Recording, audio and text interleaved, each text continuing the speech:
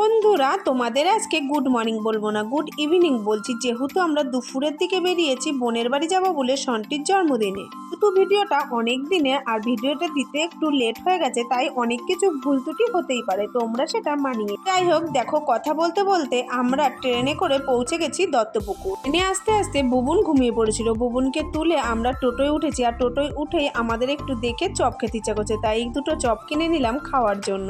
যাই হোক, দেখো চপ দুটো কিনে নিয়ে বনুর হাতে দিয়েছিলাম, বনু কিছুটা খেলো আর আমাকে কিছুটা দিল। সিঙ্গারাটা খেতে দারুণ ছিল। যাই হোক, আমরা খাওয়া দাওয়া করতে করতে বেড়াই বোনের বাড়ি পৌঁছেই গেলাম। আর ঢুকেই দেখবো ওদের রিয়াকশনটা কেমন হয়। আমার বুবুনকে ওরা যেহেতু অনেকদিন পর পর দেখে তো ওরা আনন্দে পুরো আটখানা। আর এসে দেখি যার বার্থডেতে এসেছি তাদের বাড়ির লোকই ঘুমাচ্ছে। সে তো আমি মেজে বনুকে রীতিমতো টেনে তুললাম। আর এদিকে দেখো আমার পুচুনু কিরকম ঘুমাচ্ছে, আমার পুচুনুকেও কিন্তু আমি টেনে তুলেছিলাম। যাই হোক, আমরা তো এসে ওদের ঘুম ভেস্তে দিয়ে তুলে দিলাম। আর আমি এসেই সন্টির গিফটটা দিয়ে দিলাম। আর দ্বিতীয় গিফটটা দিলাম, দিয়ে বললাম ওটা তোর মার। কিন্তু সন্টি রং পেলেই খুশি। আর বোনকে দিয়েছিলাম একটা বেড কভার, ওটার জন্য বলেছিলাম ওর মায়ের গিফট, আর রংটা হচ্ছে তোর গিফট। আর তোমাদের দেখাবো ওরা চার বোন এক জায়গায় হয়ে কেমন আনন্দ করছিল। আর একটা ফুটি নিয়ে পুচুনু আর বুবুন তো কারাকরচিক করছিল। আমার বুবুন দেখো কতটা বড় হয়ে গেছে, দিদি হয়ে বনুকে খাইয়ে দিচ্ছে। ভাবো আমার বুবুন কিরকম পাকা পাকা কথা বলে। ওই যে চাঁদ উঠেছে, তাড়াতাড়ি বলো চাঁদ উঠেছে।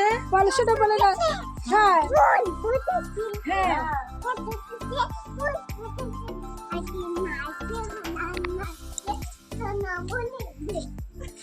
দেখো পুরো তো সন্ধ্যা হয়ে গেছে, সাজগোজ করাতে হবে। বার্থডেটা যেহেতু খুব বড় করে হয়নি, নিজেরা মিলে করা হয়েছিল, তাই সাজগোজটাও আমরা নিজেরাই সাজিয়েছিলাম। এরা বলতে বনু আর হচ্ছে সন্টি আর আমার সোনা সবাই মিলে একসঙ্গে সাজিয়েছিল ওরাই।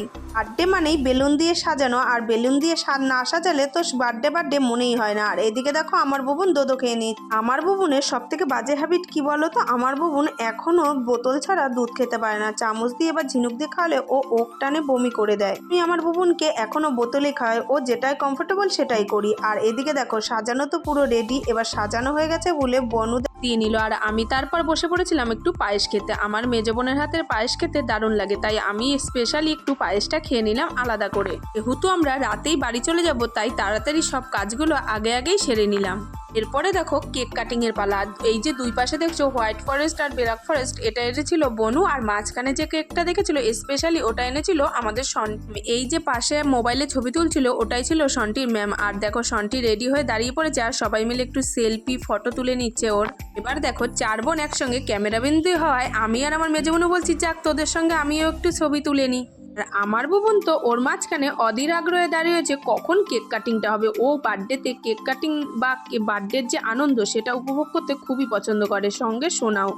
মানে বার্থডেটা পছন্দ করবে এটা তো স্বাভাবিক কথা। আর এরপরে দেখো ওরা একটা কি সোনো স্প্রে দিয়েছে, এটা দেখে তো আমি অবাক। আমি এরকম সোনো স্প্রে দেখিনি, কেমন জাল জাল মাকড়সার মতো বড্ড বাজে লাগছিল এই জিনিসটা।